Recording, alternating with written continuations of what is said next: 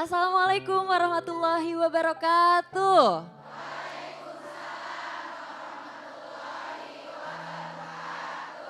Alhamdulillah senang sekali saya Zizi Syahab menemani Anda kembali dalam acara kajian hati. Bunda-bunda cantik yang ada di sini gimana kabarnya, sehat?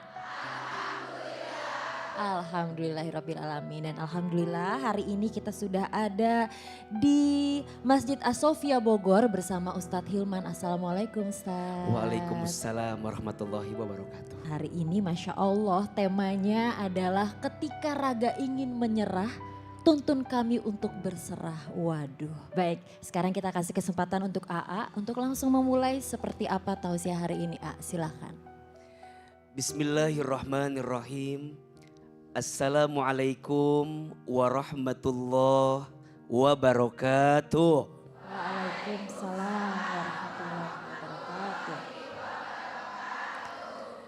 Bunda, setiap di antara kita tidak akan pernah lepas dari yang namanya ujian ketika menjalani hidupnya. AA, apa sikap yang bisa kita hadirkan agar setiap langkah kita menjalani hidup ini mendapatkan kebaikan? Ada 3 sikap, yang 2 sikapnya jangan kita lakukan, yang 1 sikapnya harus kita hadirkan. 2 yang tidak boleh kita lakukan, yaitu terserah dan menyerah. Apa? Terserah dan menyerah.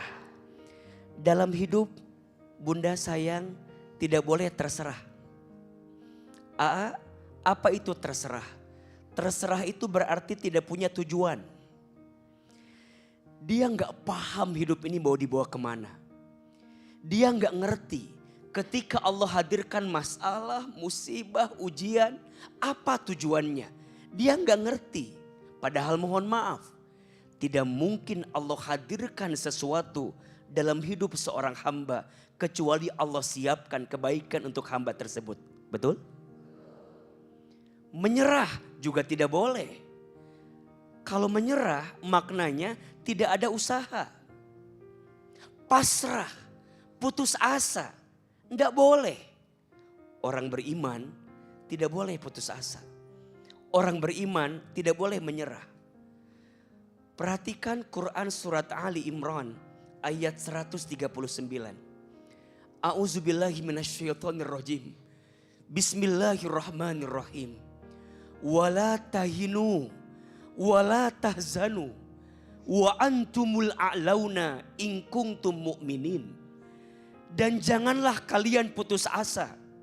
Janganlah kalian khawatir. Janganlah kalian bersedih hati.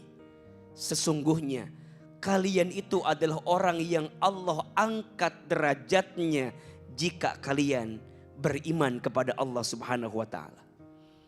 Maka sebagai hamba yang beriman, jangan menyerah dalam hidup. Sesulit apapun hidupmu, seberat apapun ujianmu, percayalah ada Allah bersamamu. Maka sikap yang terbaik bagi orang beriman adalah berserah. Ketika raga ingin menyerah, ya Allah tuntun kami untuk berserah. Apa itu berserah? Berserah itu pastikan tujuannya. Langitkan doanya. Maksimalkan usahanya. Hasilnya serahkan kepada siapa? Allah. Itulah yang sering kita sebut tawakal. Apa namanya? Tawakal. Jadi tawakal itu bukan diam. Tawakal itu bukan pasrah. Tapi tawakal itu berserah kepada Allah setelah ikhtiar maksimal dalam dirinya. Maka percayalah, untuk apapun yang terjadi pasti sudah diatur dalam catatan takdirnya Allah. Betul? Di dalam Al-Quran surat At-Taubah ayat 51 Allah Subhanahu wa taala menyampaikan, A'udzubillahi minasyaitonirrajim. Qul la yusibana illa ma kataballahu lana. Dan tidak ada satu yang menimpa kita, apapun itu. Rasa sakit, kecewa, dilukai, dizolimi. Apapun itu yang terjadi. Illa kecuali ma kataballahu lana. Sudah diatur dalam catatan takdirnya Allah. Mohon maaf. Manusia tidak akan bisa menolong kita. Kecuali Allah yang mengizinkannya. Betul? Bahkan mohon maaf. Seluruh manusia bersatu untuk memberikan manfaat kepada kita. Semua bersatu. Gak akan ada yang bisa ngasih manfaat kepada kita. Kecuali diizinkan oleh Allah. Betul?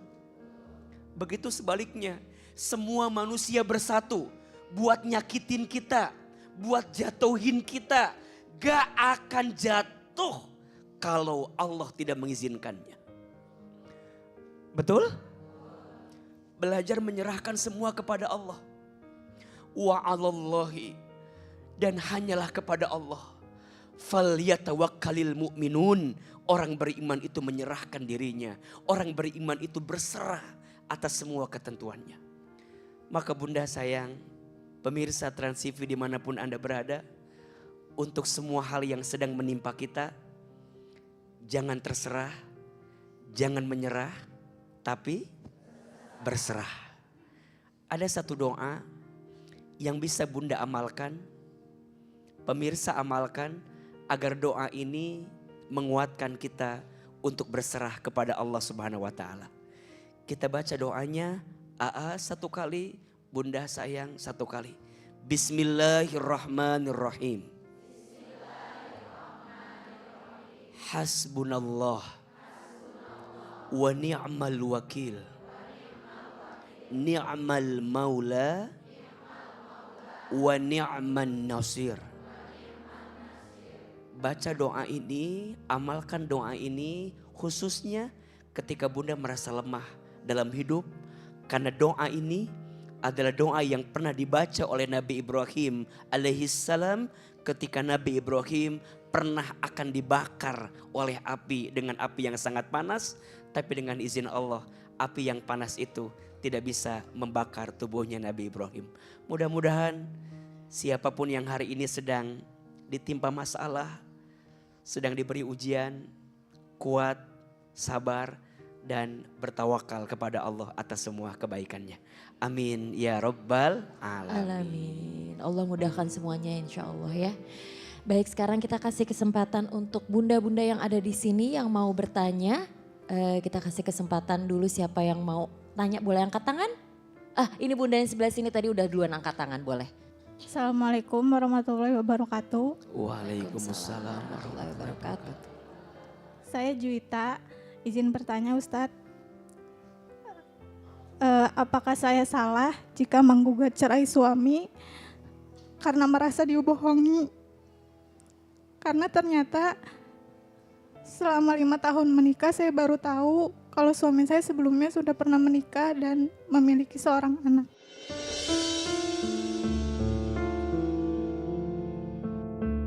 Pertama kan emang selingkuh juga.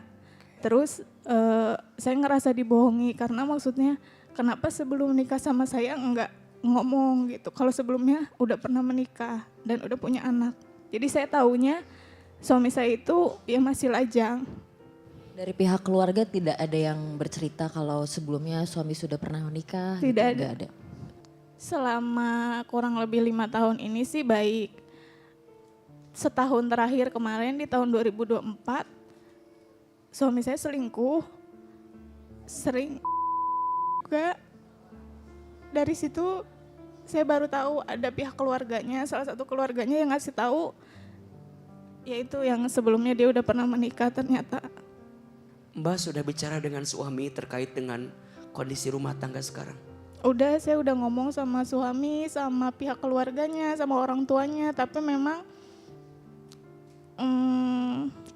gimana ya, tetap nggak ngerasa salah sih.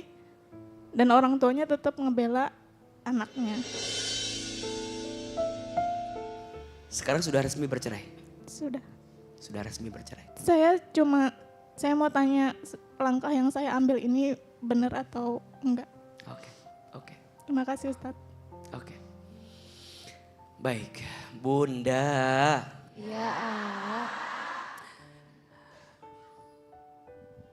Kalau bicara salah dan benar tentu harus dilihat kondisinya. Harus dilihat seperti apa rangkaian ceritanya. Hanya kalau sedikit kita mendengar apa yang tadi beliau sampaikan tentang sikap suami yang tidak baik. Mohon maaf, suami berkhianat, kemudian suami berbohong, kemudian suami melakukan sesuatu yang membuat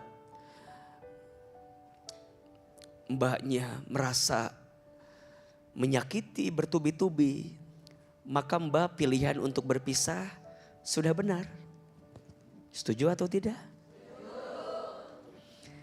Jangan biarkan hati untuk terpenjara pada satu keadaan yang menyakiti hati. Sering AA bilang ini ya, kalau sesuatu itu sulit diperbaiki, tidak mau memperbaiki, dan rasanya tidak ada visi untuk saling memperbaiki, untuk apa dipertahankan? Betul? Kita butuh bahagia dalam hidup. Setuju? Dan percayalah, selama alasannya itu untuk mendapatkan kebaikan, maka yakinlah akan ada kebaikan juga yang Allah hadirkan. Maka mohon maaf ya, siapa di antara hambaku kata Allah, yang diberikan satu keadaan yang membuat dia benci dengan keadaan yang Allah beri. Artinya, kenapa Allah ngasih ini gitu? Tapi kemudian dia sabar. Dia mengharapkan pahala dari semua keadaan yang dia benci itu. Maka sesungguhnya Allah akan hapuskan dosa-dosanya.